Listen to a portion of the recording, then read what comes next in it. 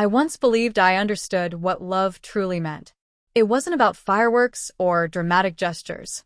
It was the warmth of morning coffee, the faint scent of her shampoo on my pillow, the gentle rhythm of her breathing beside me.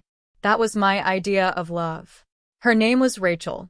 We met when I was 26, convinced that love was about choosing one person and standing by them, no matter how life tested you.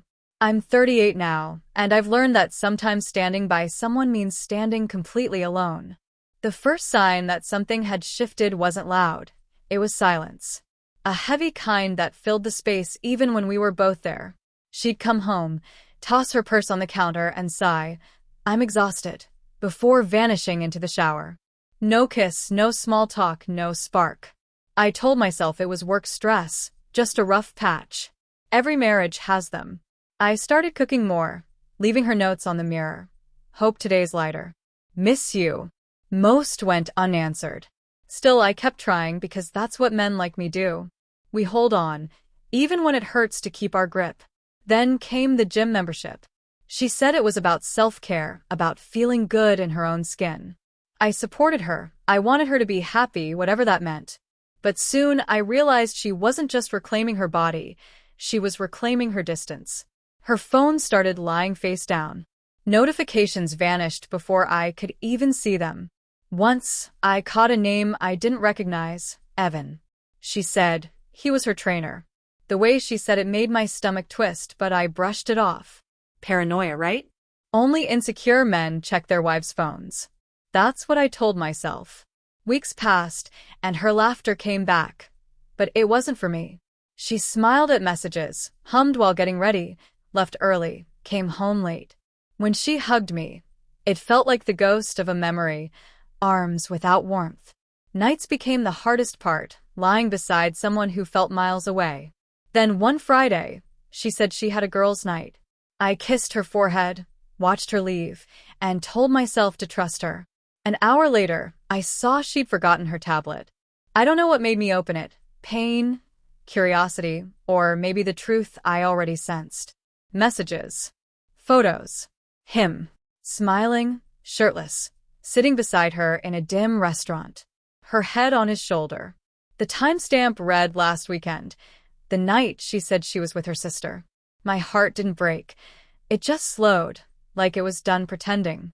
I didn't confront her that night or the next. I observed instead. She dressed nicer, showered before leaving, not after. Every small detail confirmed what I feared.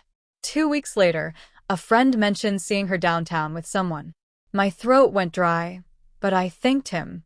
That night, I made a decision not from anger but clarity. The next Friday, she said she had another girls' night. I smiled, kissed her cheek, told her to have fun.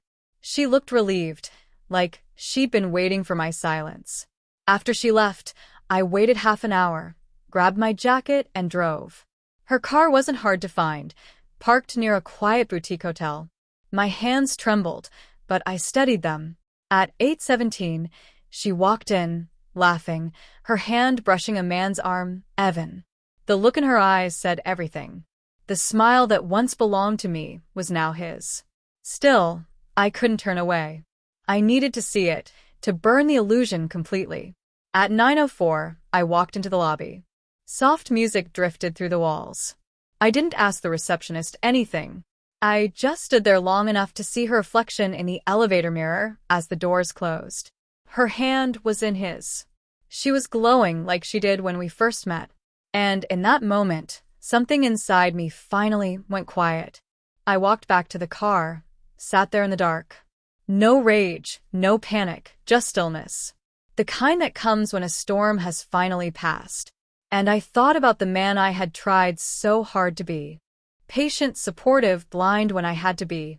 But now I saw that all I'd really done was erase pieces of myself to protect a version of us that no longer existed.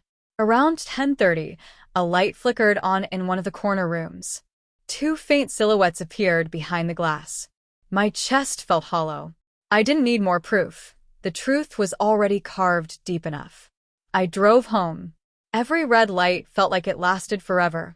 Every song on the radio, too painfully honest. When I got home, I went straight to the bedroom, opened a drawer, and started packing. Not everything, just what was mine. Clothes, essentials, a few memories I could still carry without breaking. I wasn't planning a scene. I didn't want revenge. I just wanted peace. By the time I heard the front door open again, it was close to midnight. Her heels clicked softly on the floor, and she hummed the same tune she used to hum while making dinner. My suitcase sat half-zipped by the bed. She froze when she saw it. "Going somewhere?" she asked, her voice shaking slightly. "Yeah," I said, keeping my eyes on the bag. "Somewhere quieter." She laughed nervously, defensive. "You're being dramatic, Lucas." I finally looked up. "No," I said calmly. "For the first time, I'm being honest." Her expression changed instantly. The confidence drained into panic. "If this is about tonight, it's about everything," I cut in. "All the nights you stopped coming home as yourself." She tried to speak, maybe to deny it, but I didn't need her story anymore. I'd already seen the truth. "I'm sorry," she whispered. Maybe she meant it. Or maybe it was just what people say when the lies run out of room. "I know," I said quietly. "But sorry doesn't rebuild what you burned down." For a moment, she just stood there, eyes glistening. Then she reached out, trembling. I stepped back, not from anger, but mercy. "You don't have to go," she pleaded. "I already did," I replied. I grabbed my bag, walked past her, and stopped at the doorway. "I hope you find whatever you were chasing," I said softly. "But it's not me anymore." Her tears fell then, silent and heavy. For a split second, I wanted to hold her, to comfort her like before. But that was the old me, the man who thought love meant saving someone who kept drowning themselves. Outside, the air was cold, but it felt cleaner somehow. I got in the car, started the engine, and drove without a destination. Just movement. Just release. Somewhere between the highway lights and the empty road ahead, I understood something. The real betrayal didn't begin with her and that man. It began the day she stopped seeing me like I mattered, and I kept pretending it didn't hurt.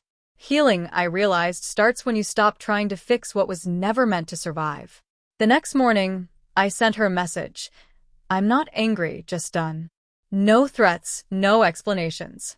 Just the truth. Weeks later, the divorce papers came. I signed them easily. My friends called it strength. Maybe it was, but to me, it felt like finally exhaling after holding my breath for years. Sometimes love doesn't end in shouting or shattered glass. Sometimes it ends quietly, with a packed bag, a steady heart, and a man realizing he deserves a story where he isn't begging to be loved. And that's who I became, a man walking away from the noise, toward the sound of his own peace.